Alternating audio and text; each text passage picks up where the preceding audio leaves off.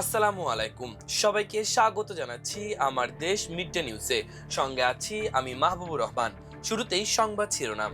Iran যুদ্ধে 18 মার্কিন সেনা নিহত, আহত 624। যুক্তরাষ্ট্রকে আরো বিধ্বংসী হামলার হুঁশিয়ারি ইরানের।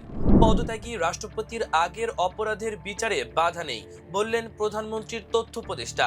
সাবেক ডেপুটি গভর্নর এস.কে সুরের 3 বছর কারাদণ্ড। বঙ্গভবনে দাপ্তরিক কার্যক্রম শুরু করলেন ভারপ্রাপ্ত রাষ্ট্রপতি। রাষ্ট্রপতি নির্বাচনে সম্পূর্ণ প্রস্তুত নির্বাচন কমিশন, বললেন সিইসি। 26 টুথপেস্টে মাইক্রোপ্লাস্টিক পাওয়ার ঘটনা তদন্তে হাইকোর্টের নির্দেশ। শুনছিলেন সংবাদ শিরোনাম, এবার জানিয়ে দিচ্ছি পুরো খবর। যুক্তরাষ্ট্র ও ইরানের মধ্যে চলমান যুদ্ধের শুরু থেকে এ পর্যন্ত 18 জন মার্কিন সেনা নিহত হয়েছেন এবং আহত হয়েছেন কমপক্ষে 624 জন।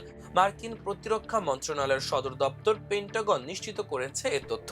গত 25 জুলাই এই যুদ্ধের সর্বশেষ হালনাগাদ তথ্য জানিয়ে একটি বিবৃতি দিয়েছে পেন্টাগন। সেখানে উল্লেখ করা হয়েছে এ তথ্য। বিবৃতিতে বলা হয়েছে যে 18 নিহত হয়েছেন তাদের মধ্যে 14 জন প্রাণ হারিয়েছেন অপারেশন এপিক ফিউরি চলার সময়। বাকি 4 জন গত 7 জুলাই থেকে শুরু হওয়া সংঘাতে নিহত হয়েছেন। আর আহত 624 জনের মধ্যে 417 জন অপারেশন এপিক ফিউরি চলার সময় আহত হয়েছেন। বাকি 207 জন আহত হয়েছেন অপারেশন এপিক ফিউরি শেষ হওয়ার পরবর্তী দিনগুলোতে।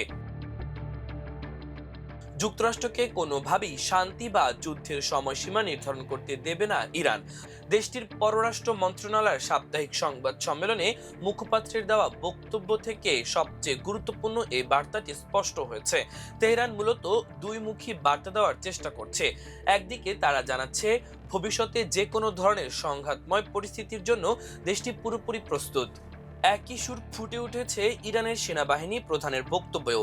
তিনি হুঁশিয়ারি দিয়ে বলেছেন, যুক্তরাষ্ট্রের পক্ষ থেকে কোনো ধরনের আক্রমণ করা হলে এবার ইরানের পাল্টা জবাব হবে আগের চেয়েও বিধ্বংসী। অন্যদিকে কূটনীতির দরজাও একেবারে বন্ধ করে দেয়নি ইরান। তারা বলছে আলোচনার পথ সম্পূর্ণ খোলা বা পুরোপুরি বন্ধ কোনোটাই নয়, বরং তা কিছুটা উন্মুক্ত রয়েছে। ইরান সরকারের পক্ষ থেকে বলা হয়েছে তারা যুক্তরাষ্ট্রের সঙ্গে কোনো আনুষ্ঠানিক বৈঠকের অনুরোধ জানায়নি। তবে কাতার, পাকিস্তান এবং অঞ্চলের অন্যান্য দেশের মধ্যস্থতায় পরোক্ষ যোগাযোগ এখনো অব্যাহত রয়েছে। আমেরিকার সঙ্গে সম্পর্ক উন্নয়নের বিষয়ে তীব্র অবিশ্বাসের মেঘ বজায় রেখেই হিসাব নিকাশ করে একটি সতর্ক ও বাস্তবসম্মত অবস্থান নেওয়ার চেষ্টা করছে ইরানের শীর্ষ নেতৃত্ব। প্রধানমন্ত্রীর তথ্য উপদেষ্টা ডাক্তার জাহিদুর রহমান বলেছেন, পদত্যাগকারী রাষ্ট্রপতি মোহাম্মদ শাহাবুদ্দিনের বিচারের বিষয়ে আদালত স্বাধীনভাবে সিদ্ধান্ত নেবে। সরকারের পক্ষ থেকে বিচারের বিষয়ে কোনো মন্তব্য করার সুযোগ নেই। মঙ্গলবার দুপুর 12টার দিকে রাজধানীর সচিবালয় তথ্য অধিদপ্তরের আয়োজিত সংবাদ সম্মেলনে এসব কথা বলেন তথ্য উপদেষ্টা। এ সময় সরকারের প্রধান তথ্য কর্মকর্তা সৈয়দ আফদাল আহমদ উপস্থিত ছিলেন। তথ্য উপদেষ্টা বলেন, আদালত সম্পূর্ণ স্বাধীন। তার বিরুদ্ধে আগের অপরাধের বিচার হতে কোনো আইনগত বাধা নেই। বিচার পাওয়া প্রত্যেক নাগরিকের সাংবিধানিক অধিকার। সরকার এই অধিকারের প্রতি শ্রদ্ধাশীল। প্রধানমন্ত্রী ব্রিক্স সম্মেলনে যাওয়ার প্রসঙ্গে তিনি বলেন, ব্রিক্স সম্মেলনে অংশ নিতে প্রধানমন্ত্রীর ভারতে যাওয়ার সিদ্ধান্ত এখনো হয়নি। তিনি বলেন, বাংলাদেশ ব্রিক্সের সদস্য নয়। ভারতে অনুষ্ঠেয় এবারের ব্রিক্স সম্মেলনে অংশ নিতে সে দেশের প্রধানমন্ত্রী নরেন্দ্র মোদী আমাদের প্রধানমন্ত্রী তারেক রহমানকে আমন্ত্রণ জানিয়েছেন। সম্পদ বিবরণী দাখিল না করায় দুর্নীতি দমন কমিশন দুদকের দায়ের করা মামলায় বাংলাদেশ ব্যাংকের সাবেক deputy governor Sitanshu Kumar S K সুর চৌধুরীকে 3 বছরের কারাদণ্ড দিয়েছে আদালত। মঙ্গলবার বেলা 11টার দিকে ঢাকার 2 নম্বর বিশেষ জজ আয়েশা নাসরিনের আদালতে এ রায় ঘোষণা করে। এর আগে এ মামলায় গত 15 জুলাই রাষ্ট্র ও আসামি পক্ষের যুক্তিতর্ক উপস্থাপন শেষে রায় ঘোষণার জন্য এই দিন ধার্য করে আদালত। সংশ্লিষ্ট আদালতের বেঞ্চ সহকারী মোহাম্মদ দেওয়ান আশিক এ তথ্য নিশ্চিত করেন।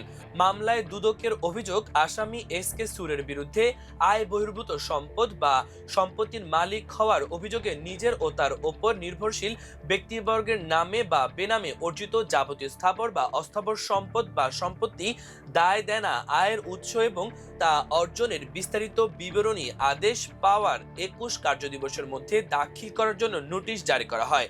তবে আদেশ পাওয়ার 21 কার্যদিবস পেরিয়ে গেলেও তিনি সম্পদ বিবরণী দাখিল করেননি। এ ঘটনায় 2024 সালের 23 ডিসেম্বর দুদকের উপপরিচালক নাজমুল হোসেন বাদী হয়ে দুর্নীতি দমন কমিশন আইন 2004 এর 26 2 ধারায় মামলা করেন। পরের বছরের 4 আগস্ট আসামির বিরুদ্ধে চার্জশিট দাখিল করেন উপপরিচালক মোহাম্মদ আহসান উদ্দিন। এ মামলায় 2025 সালের 6 নভেম্বর আসামির বিরুদ্ধে অভিযোগ গঠন করে বিচার শুরুর আদেশ দেন আদালত।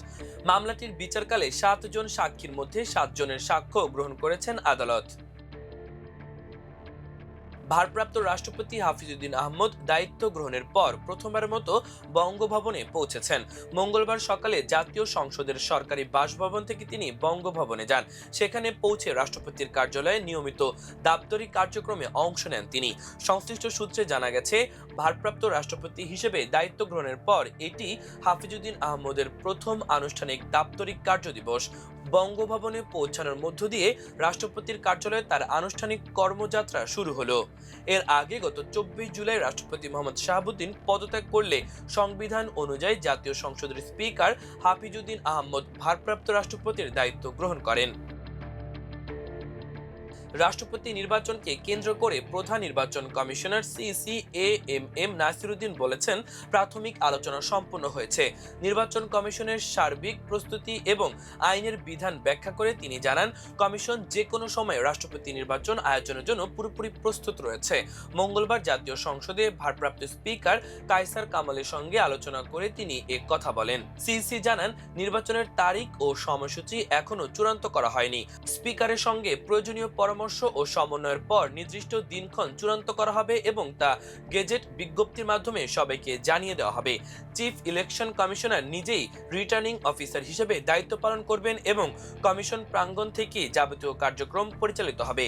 সংসদীয় অধিবেশনের উপস্থিতি বা অনুপস্থিতি এই নির্বাচন প্রক্রিয়ায় কোনো বাধা তৈরি করবে না বলেও তিনি নিশ্চয়তা দেন। তিনি আরো জানান, রাষ্ট্রপতি নির্বাচনের পর সামনে স্থানীয় সরকার নির্বাচনের মতো বড় দায়িত্ব থাকায় দ্রুততম সময়ে রাষ্ট্রপতি নির্বাচন পর্ব শেষ করতে চায় কমিশন।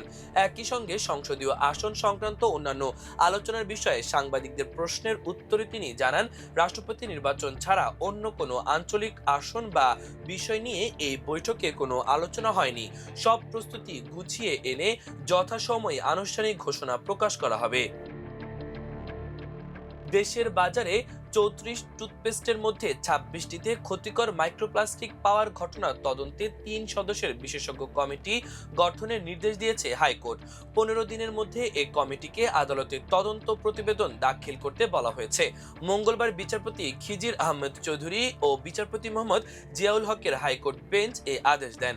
এর আগে বিষয়টি নিয়ে তদন্তের দাবি জানিয়ে হাইকোর্টের একটি দ্বৈত বেঞ্চে রিট দায়ের করেন সুপ্রিম কোর্টের আইনজীবী আব্দুল্লাহ আল মামুন। সংবাদ মাধ্যমের সঙ্গে আলাপে এই আইনজীবী বলেন, প্রাথমিকভাবে এই ঘটনার তদন্ত চান তিনি। তদন্তে অভিযোগ প্রমাণিত হলে পণ্যগুলো বাজার থেকে প্রত্যাহারের আবেদন করবেন। রোববার রাজধানীর লালমাটিয়ায় অ্যাসডোর প্রধান কার্যালয়ে দেশের বাজারে বিক্রি হওয়া 19 ব্র্যান্ডের 34 টুথপেস্ট নিয়ে গবেষণা প্রতিবেদন তুলে ধরা হয়। 2025 সালের জুলাই থেকে 2026 সালের জুন পর্যন্ত দেশব্যাপী একটি সমন্বিত গবেষণা পরিচালনা করে এই সংস্থা। গবেষণায় ভোক্তা জরিপ, ল্যাবরেটরি পরীক্ষা এবং নিয়ন্ত্রক ও বৈজ্ঞানিক বিশেষজ্ঞদের সাক্ষাৎকার অন্তর্ভুক্ত ছিল, যেন বাস্তব পরিস্থিতি ও নীতিগত চ্যালেঞ্জ একসঙ্গে মূল্যায়ন করা যায়। মাইক্রোপ্লাস্টিক দূষণ বর্তমানে বিশ্বব্যাপী পরিবেশ ও জনস্বাস্থ্যের বড় উদ্বেগের বিষয়। যুক্তরাষ্ট্র, ইউরোপ, দক্ষিণ কোরিয়া সহ বিভিন্ন দেশে বৈজ্ঞানিক গবেষণায় টুথপেস্টে মাইক্রোপ্লাস্টিকের উপস্থিতি প্রমাণিত হয়েছে। তবে বাংলাদেশে এই ধরনের বৈজ্ঞানিক মূল্যায়ন এই প্রথম, যা ভবিষ্যতে নিরাপদ টুথপেস্ট নিশ্চিত করতে মানদণ্ড নির্ধারণ, নজরদারি ব্যবস্থা গড়ে তোলা এবং কার্যকর নীতিমালা প্রণয়নে গুরুত্বপূর্ণ ভিত্তি হিসেবে কাজ করবে। প্রিয় দর্শক, আমাদের আজকের মিড ডে নিউজের আয়োজন এ পর্যন্তই। সবাই ভালো থাকুন, সুস্থ থাকুন, আমাদের সঙ্গেই থাকুন।